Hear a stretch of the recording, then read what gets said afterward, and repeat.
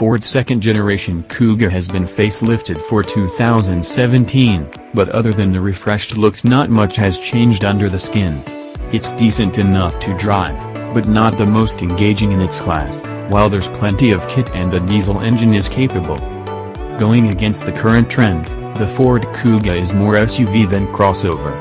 This is demonstrated by a range that offers a lot of four-wheel drive choices, meaning it's more useful in the rough stuff and some.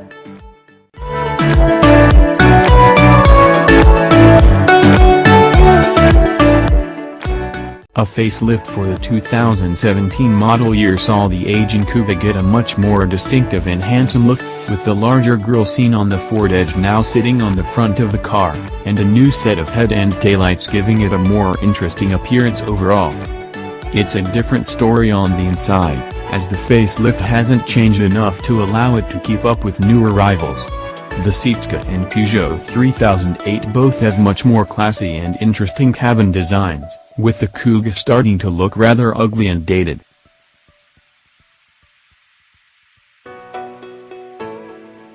Go for the Ford Kuga Titanium and you get a gloss black grille surround, part leather seats, automatic headlights, dual-zone climate control, the Ford Sync phone voice control system and a DAB radio. The range-topping Ford Kuga Titanium X trim adds 18-inch alloys, LED tail lights, bi-xenon adaptive headlamps, a panoramic roof and leather upholstery. Passenger space in the Kuga is good for 4 adults, but the fifth middle seat is a bit of a squeeze unless you're all very friendly. Headroom and legroom are good too, but the panoramic roof, standard on some models, could be a problem for taller passengers. Visibility is generally decent all round. Comfort is good, the seats supportive with lots of adjustability, and the rear seats can be reclined for greater comfort in the rear.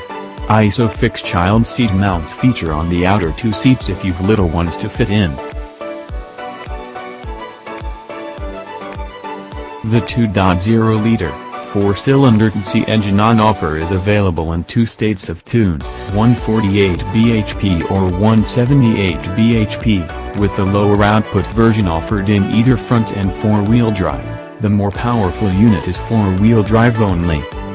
There's also a 118 bhp 1.5-liter diesel, as well as a 118 bhp petrol EcoBoost engine of the same displacement, with 148 bhp and 180 bhp petrol options also available.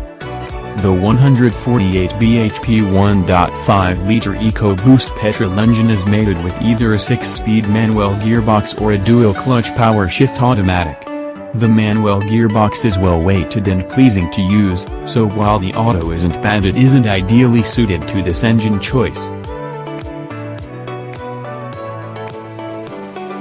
If running costs are your priority, then go for the front-wheel drive Ford Kuga with the 1.5-liter diesel with 118 bhp, as it returns 64.2 miles per gallon and emits 115 grams/km of CO2. Even the more powerful 2.0-liter TDCi engine with 148 bhp returns a respectable but not exceptional 60.1 miles per gallon, plus emissions of 122 grams/km of CO2. The Ford Kuga with the 1.5-liter petrol EcoBoost engine comes with 118 bhp, 148 bhp or 180 bhp, and all have eco-friendly start-stop technology.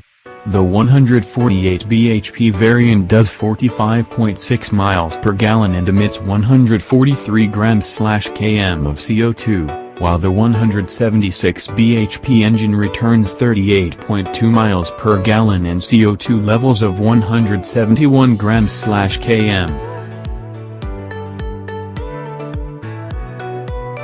The Kuga still has a reasonable 456-liter boot, while the rear seats fold down easily to reveal a 1,603-liter load area that's nice and flat.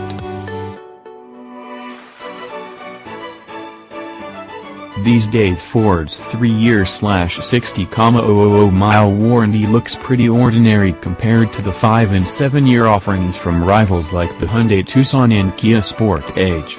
In the first year of ownership there is unlimited mileage UK and European roadside cover and unlimited paint cover, and a 12-year unlimited mileage perforation warranty is standard.